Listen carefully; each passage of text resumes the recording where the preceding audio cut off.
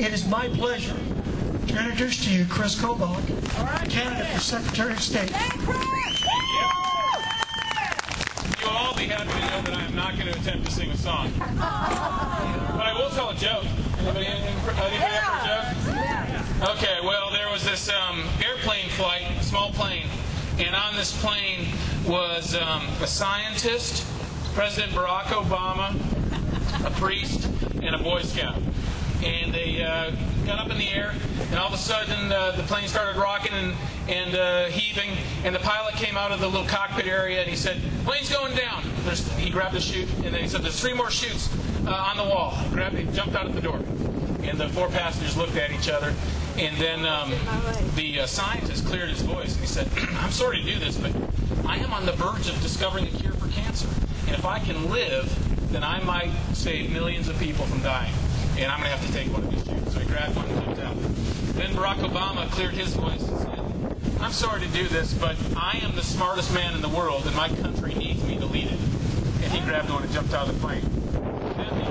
Then the priest looked at the Boy Scout and he said, "Young man, I have lived a very blessed life, and I am at peace with my Maker, and I'm ready to go home.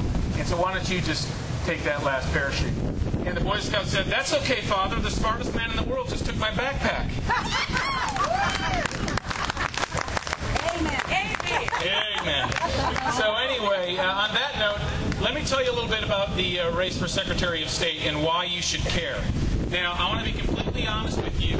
I ran for Congress back in 2004, and if someone had come up to me after that race and said, "Kris, you should run for Secretary of State in 2010, I would have said, "Well, okay, tell me why." Because I probably would have said, "I'm not sure what the need is for me to add value in that particular office."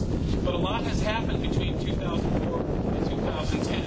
And a lot of what we can sum it up is in one word: acorn. We have had a rash of voter fraud, not just in Kansas, but across this country. And who can forget the fact that Acorn in 2008, along with their friends, the Service Employees International Union, was effective in registering an estimated 300,000 to 400,000 votes nationwide, primarily for Barack Obama. And let me throw in an observation for you. Would everyone agree that the stakes are closer? The stakes are more important than ever. The stakes are higher than ever in American politics. We've got Obamacare, this giant leap toward proto-socialism that we are now endeavoring on. We have got cap and trade. We have got the explosion of the size of the federal government, completely inconsistent with what the framers of this country believe. And all of this happening in a very short period of just under 2 years. So what's going on? Why is so much happening? And why are the stakes so high? Well, there are a few people in power who are trying to get as much done as possible before they get booted out by the American people. And thank goodness they are, we hope, going to get booted out by the American people. But let's think about how close the votes have been, too. Anybody remember how many votes Obamacare had in the U.S. Senate this past March? 60. How many votes do they need? 60 to clear a filibuster. Do you think any of those 60 votes might have been cast by someone whose claim to his seat was dubious? Anyone remember? A certain senator from a state to the north of here? Al Franken.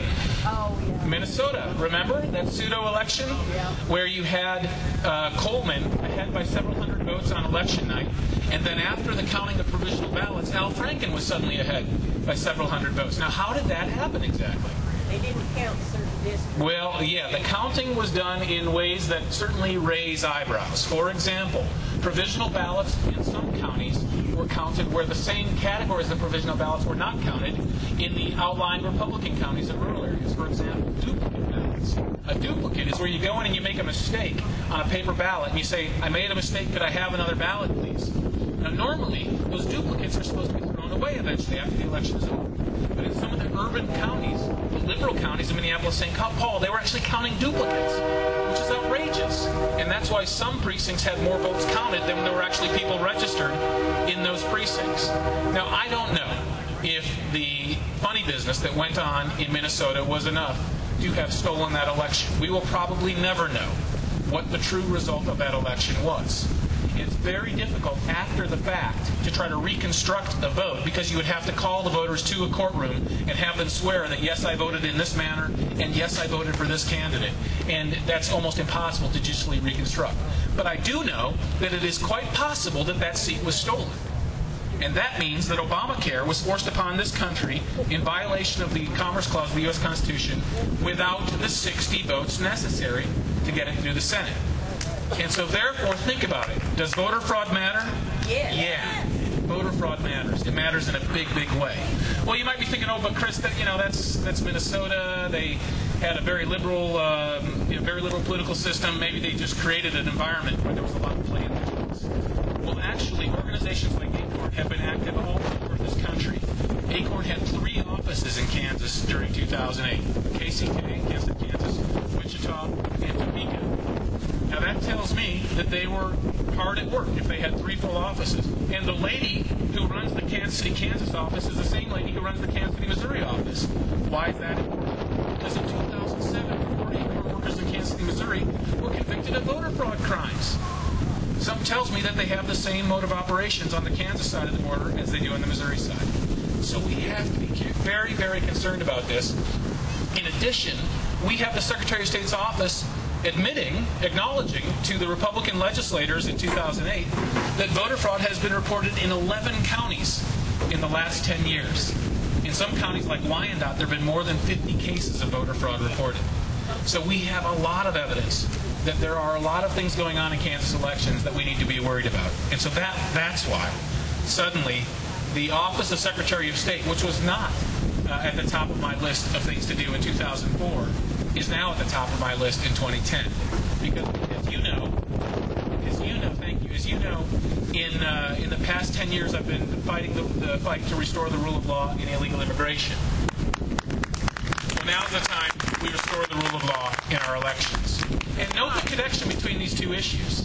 If you notice that the same people who are against restoring the rule of law in immigration are also against restoring the rule of law in elections. The SEIU is one of the plaintiffs suing the state of Arizona. And by the way, as many of you know, I helped the state of Arizona draft the recent immigration law. And the SEIU is suing to stop that. If you look at some of the other organizations, usually organizations of the radical left, they are also seeking to cause our immigration laws to be eroded or against any enforcement of our immigration laws. Now, why are they doing that? In both cases, it's for political gain. In terms of voter fraud, they obviously want to have political gain. They want to see elections won, perhaps elections stolen in very close cases, in order to maintain their grip on power. In the case of immigration, it's for the same thing. It is a corrupted desire for power. Don't trust me, though. Don't believe me when I say it. Take the word from the horse's mouth, Barney Frank. Barney Frank said this in an interview to National Journal magazine in 2006. He was asked, Congressman Frank, why are you supporting amnesty when it's going to hurt the interests of blue-collar workers? And his answer was this. He said, if we give these people amnesty, they will eventually become citizens, and when they become citizens, they will vote Democrat. And then blue-collar workers will see the benefits, down in the years ahead, because the Democrat Party will have a firm grip on power and be able to work for the interests of blue-collar workers. That was one of the most revealing things Frank has ever said. We want these people to have citizenship. The people who have broken our laws. It's a slap in the face to the people who are trying to follow the rule of law when they come to America in the first place. But then saying, well, we're going to look past that, and we're going to give them citizenship eventually so they can keep the Democrat Party in power.